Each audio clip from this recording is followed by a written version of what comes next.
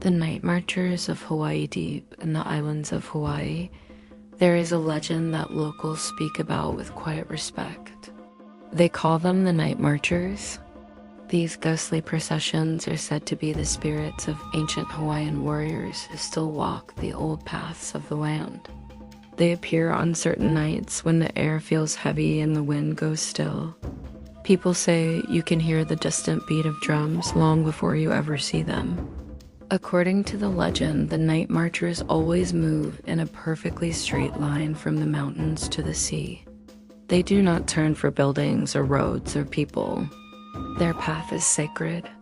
Witnesses claim they have seen glowing torches, heard chanting in the darkness, and felt the ground tremble beneath marching feet, even though no living person was there. If the night marchers ever cross your path, the rule is simple. You must lie face down on the ground and keep your eyes closed.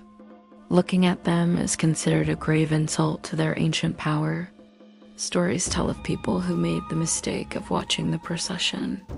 They were found later in a state of terror with no explanation for what happened. Some hikers say they felt a sudden cold rush of air sweep past them in the night. Others say they have heard voices chanting in a language they did not know. A few claim they saw torches moving across a ridge with no one holding them. Whether the spirits are protecting the land or warning people to stay away, no one truly knows. The night marchers remain one of the most mysterious legends in Hawaii. If you ever hear drums echoing across the dark hills, you might want to step aside. The ancient warriors may be passing through. The warnings, however, are often ignored in the modern age. Take the case of David, a young surfer who set up camp near an ancient coastal trail. He dismissed the whispered tales as folklore for tourists. One moonless night, the deep, rhythmic thrumming of drums woke him. Curiosity, not caution, made him look up.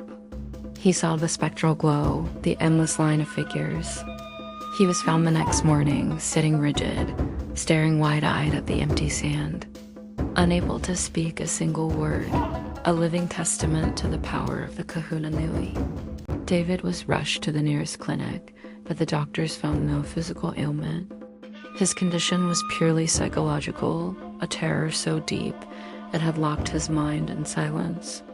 Only the old kahuna, an island elder, recognized the signs.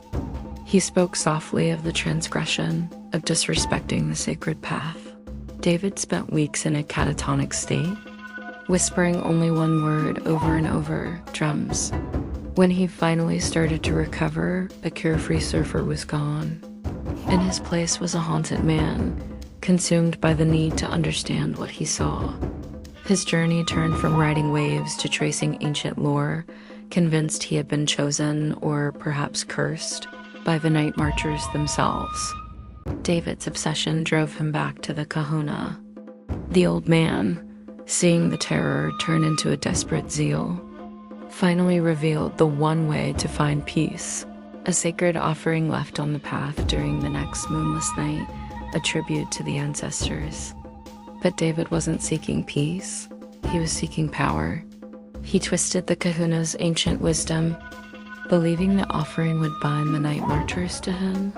He stole a carved tiki from a local museum, a powerful artifact, and returned to the desolate coast, ready for his dark ceremony. The sun rose not on a tragedy, but on a chilling absence. The beach, usually alive with the morning's first light, felt heavy, as if the darkness of the previous night had settled into the sand. Kai, an elderly man who fished the early tides and had lived his entire life along those sands, felt the profound stillness. He knew this quiet was not natural. He had heard the night's terror. He walked toward the cove, his heart heavy with foreboding. There, partially buried, was the wreckage of David's ambition, the broken tiki, splintered and discarded, an object of power reduced to mere kindling. A wave of sorrow and quiet anger washed over Kai. The arrogance of the young man was now a physical ruin. More troubling than the broken wood was the single, indelible footprint. David's print began clearly, full of purpose. but stopped abruptly where the spectral marchers had walked over him. It was a sign of utter annihilation, a soul erased without a trace. The spirit had been stripped from the flesh, leaving only the shadow of a human intention in the sand. Kai reflected on what he had witnessed. He hadn't dared to look directly, for tradition demanded he turn his back and seal his eyes. But the sounds, the unnatural silence that preceded the drums, the faint, furious, spectral glow that cut through the darkness, and the one brief, agonizing scream instantly swallowed by the pounding, those sounds were now burned into his memory. He understood David's complete fate, not a heroic death, but a total spiritual obliteration. A warning to all who mistake ancient primal power for a manageable tool. David had sought to bind the night marchers, but instead, they had simply unbound him from existence itself. Kai knelt down, his fingers tracing the deep, clean break in the wood. He carefully gathered the splintered pieces of the tiki and meticulously smoothed the sand, eradicating the final, terrifying evidence of the footprint. He buried the remnants deep beneath a nearby lava rock. The sacred path had been reaffirmed, the price was paid, and the lesson was brutally clear. Do not look, do not speak, and do not cross.